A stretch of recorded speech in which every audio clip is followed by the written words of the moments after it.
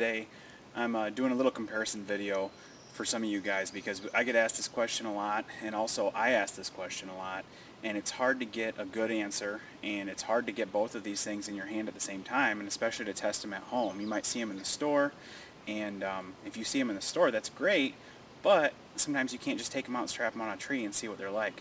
So what I want to talk about is the 4th Arrow stiff arm, just their general model.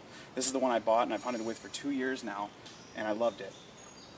One thing that changed the game for me though is Lone Wolf Custom Gear came out with this pocket arm, and I want to tell you exactly why it changed the game for me.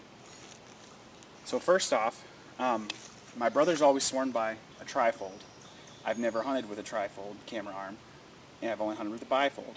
And the benefit of a trifold is as you're taking a shot over down, your offside, your good strong side, you can bend this all the way around. Obviously this is a little high, but you can bend this and wrap around the tree behind you. And it's a huge benefit for that. Whereas this one only goes so far, and then you've got to manually use your fluid head and turn it, and then you really can't even see the monitor and see what you're aiming at. So that's a huge benefit for me. One concern that my buddy had when we were talking about this is the amount of bounce that you're going to get. And you can see as I hit that or bump that, it bounces. But I can hit this one and bounce this one the same way.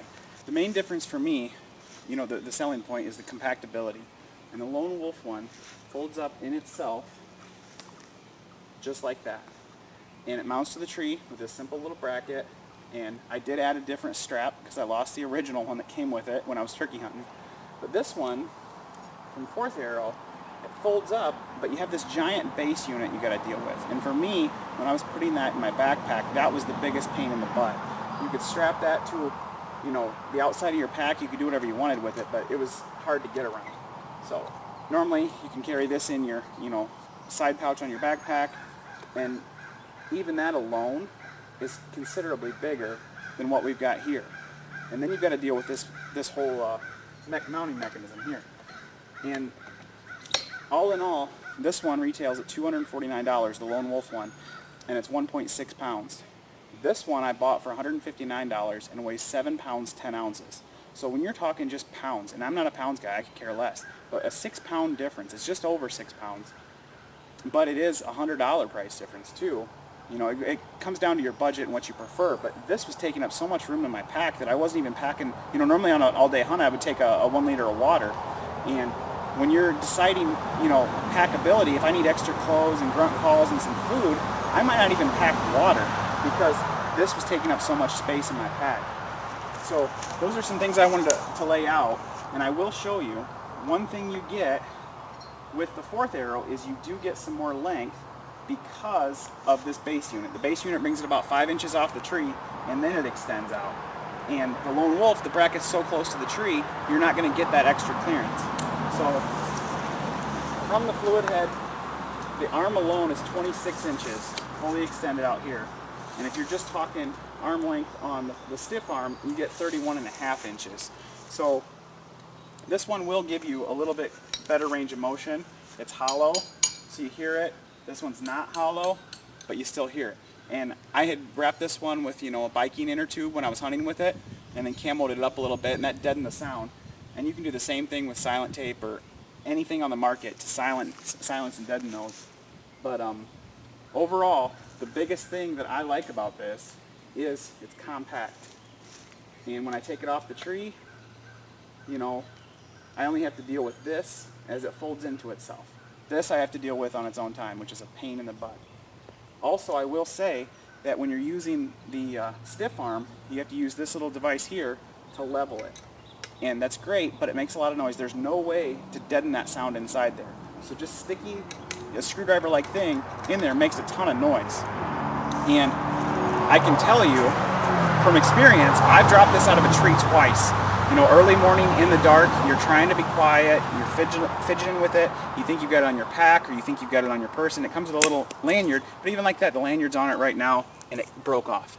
So just having this extra tool can be a huge hassle, and if you drop this or lose this, there's no way for you to fix that unless you have a screwdriver in your pack, and most of us aren't going to have a screwdriver in our bow hunting pack on a November hunt. So they both are level right now, and the way the Lone Wolf levels is, you know, it's got this strap, and you just kind of cam it down and use this tension peg to screw into the tree and level it. So this one comes with a ratchet strap too to mount, and I don't know if you've ever used ratchet straps in the woods. It's extremely loud, and there's no good way around that. So overall, this is quieter, sleeker, compacts better. It does cost about $90 more, but it's 6 pounds less.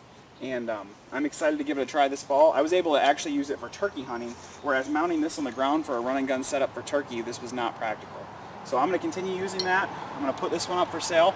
I just wanted to go over why I use it and why I made the switch. If you guys have questions on certain things on there, I know one question I'm getting a lot is when you're getting these from the factory, from Lone Wolf Custom Gear, are you, sorry there's a lot of traffic.